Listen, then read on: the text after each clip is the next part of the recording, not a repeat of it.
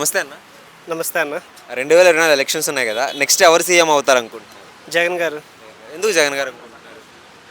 అంటే మీరు డెవలప్మెంట్ పరంగా చూసుకున్న అంటే జగన్ గారు ప్రజెంట్ తను మోస్ట్లీ బాగా కాన్సన్ట్రేట్ చేసింది ఎవరి మీద అంటే పిల్లల యొక్క ఎడ్యుకేషన్ మీద.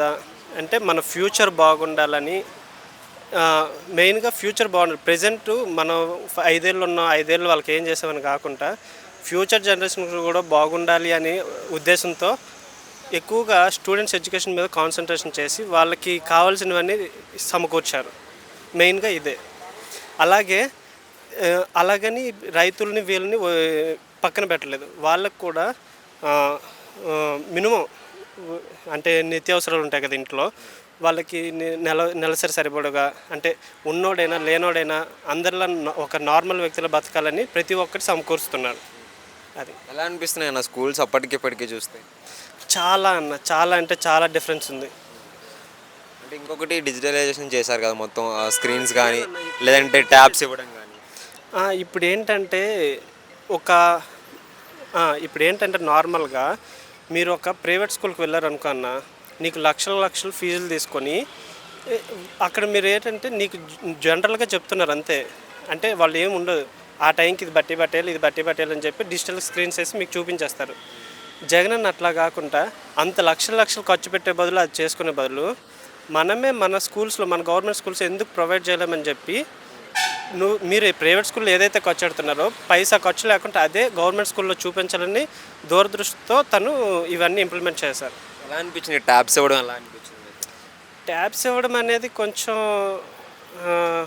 కొంచెం డ్రాబ్యాక్ అనే చెప్పచ్చు. 8th 9th 10th వాళ్ళకే కదా ఇచ్చింది.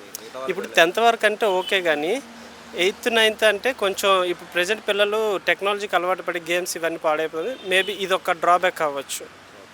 ఇంకొకటి ఆరోగ్యశ్రీ 25 lakhsకి పెంచారు కదా, ఎలా అనిపించింది? ఉన్నోడికి లేనోడికి అని కాకుండా ఇప్పుడు మీకు ఒకప్పుడు 5 లక్షల వరకు ఉండేది.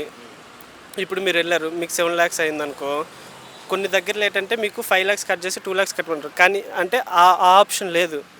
ఏంటంటే ఎక్స్ట్రా ఎంతైతే అంత అంటే అయితే ఎలిజిబిలిటీ ఉంటే అది ఇదవుతుంది. ఎక్స్ట్రా అమౌంట్ అయితే మీకు కొన్ని దగ్గరలో మీకు యాక్సెప్ట్ చేయట్లేదు. అది ఇప్పుడు 25 lakhs దాకా పెంచడం వల్ల మీకు 7 lakh అయినా 10 lakh అయినా 11 lakh అయినా మొత్తం ఆరోగ్యశ్రీ ద్వారా మీకు ఇది అవుతుంది. బాగుంది, వెరీ గుడ్. ఇంకా నెక్స్ట్ మళ్ళీ జగన్ గారు సీఎం అయితే ఇంకెలాంటి మార్పులు ఆంధ్రాలో రావచ్చు? ఎలాంటివి అంటే నెక్స్ట్ ఇప్పుడు ప్రజెంట్ ఏవైతే చేస్తున్నాయో అవి కంటిన్యూ చేస్తూ ఇంకా నెక్స్ట్ ఏవైతే ఉన్నాయో వాటి మీద కాన్సన్ట్రేషన్ చేసి అవి కూడా వీటితో పాటు ఇప్పుడు ప్రజెంట్ అందరూ రోడ్స్ అంటున్నారు. ఆంధ్రాలో చూసుకుంటే చాలా దగ్గర రోడ్స్ ఉన్నాయి. ప్రతి ఒక్కరు మాట్లాడేదంటే ఎక్కడో రోడ్లు బాగాలేదని, ఇంకా రోడ్లు బాగాలేదని అవే చూపిస్తున్నారు తప్ప ఎక్కడా కూడా చాలా వరకు ఇప్పుడు ఫ్లైఓవర్స్ కానీ రోడ్స్ కానీ చాలా వరకు డెవలప్ చేశారు. కానీ అవి ఎక్కడా మీకు షో చేయరు. వీళ్ళు ఏంటంటే విమర్శించే వాళ్ళు ఏంటంటే ఎక్కడో పాడుపడిపోయిన చూసి అవే చూపించి ఏళ్ళ తరబడి ఇలాగే ఉందని చూపిస్తున్నారు తప్ప ఈ వేసినవి చూపించరు. వేయిన వాటి గురించి మాత్రం చూపిస్తారు.